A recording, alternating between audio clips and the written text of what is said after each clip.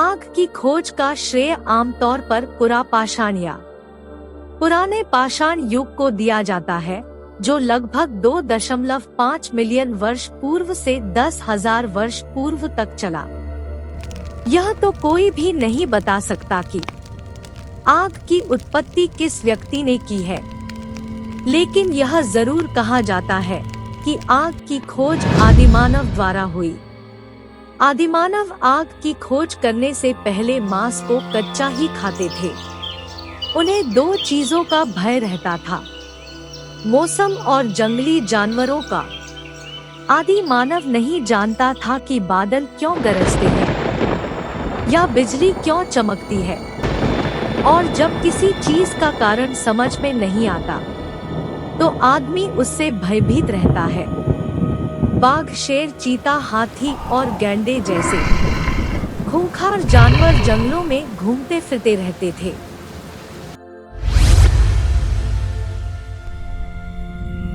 इतिहासकार बताते हैं कि संभवतः सबसे पहले आदिमानव ने बिजली गिरने या ज्वालामुखी विस्फोट के कारण लगने वाली प्राकृतिक आग को देखा होगा और उसकी तपन को महसूस किया होगा, मगर पास जाने से डरता होगा। कुछ इतिहासकारों के अनुसार एक दिन जंगल में बिजली गिरने से आग लगी होगी, जिसको देखकर आदिमानव डर गए होंगे या वहां से भागे होंगे। आग में कई जंगली जानवर भी जल गए होंगे। आग के बुझने के बाद आदिमानव आग के जले हुए टुकड़ों के नजदीक गए होंगे, जहां उनको जानवर का पका हुआ मीट मिला होगा, जिसको खाकर आदिमानव को अच्छा लगा होगा। आदिमानव ने ये भी देखा होगा कि जंगली जानवर आग से डरकर दूर भाग रहे हैं। यहीं से आदिमानव ने कच्चा मांस को पकाना और अपनी सुरक्षा के लिए आग का इस्तेमाल करना सीखा होगा।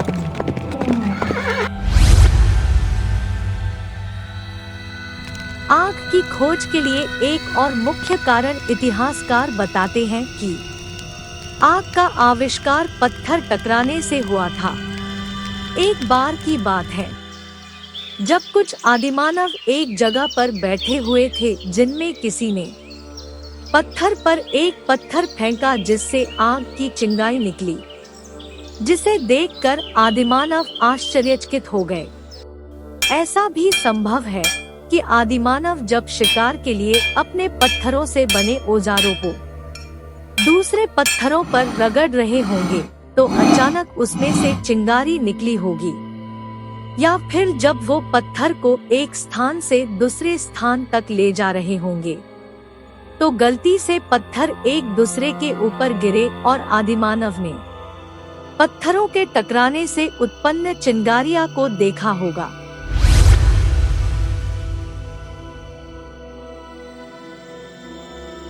आग उत्पन्न करने की एक और विधि थी घर्षण विधि।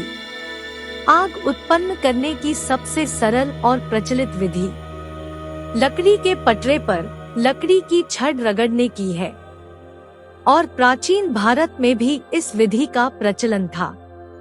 इस यंत्र को अरणी भी कहते थे।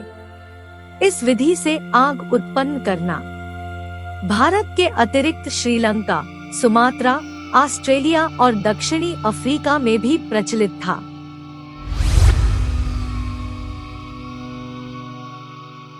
आग को पहचानने के बाद आदिमानव को इसका उपयोग करना आया। उसने अपनी सुरक्षा के लिए आग का उपयोग करना शुरू कर दिया। उस समय आदिमानव गुफा के मुंह पर ही आग जलाते थे, ताकि जंगली जानवर गुफा के अंदर प्रवेश न कर सके। उसके बाद धीरे धीरे आदिमानव ने सर्दी के मौसम में तूफानी रातों से राहत पाने के लिए आग का इस्तेमाल करना शुरू कर दिया। मांस को वो पकाकर खाने लगे, जो पहले से ज्यादा स्वादिष्ट था और पचाने में भी अच्छा था।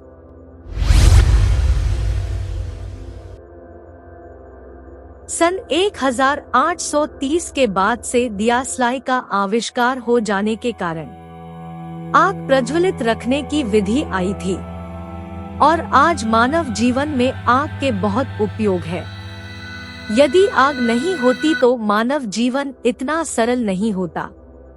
और जैसे जैसे जनसंख्या बढ़ी, लोग आग के सहारे ही अधिकाधिक ठंडे देशों में रहने लगे। आग की खोज मानव विकास में एक प्रमुख मोड़ थी।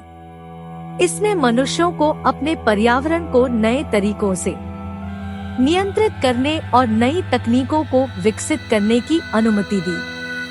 अग्नि ने मानव सामाजिक विकास पर भी गहरा प्रभाव डाला।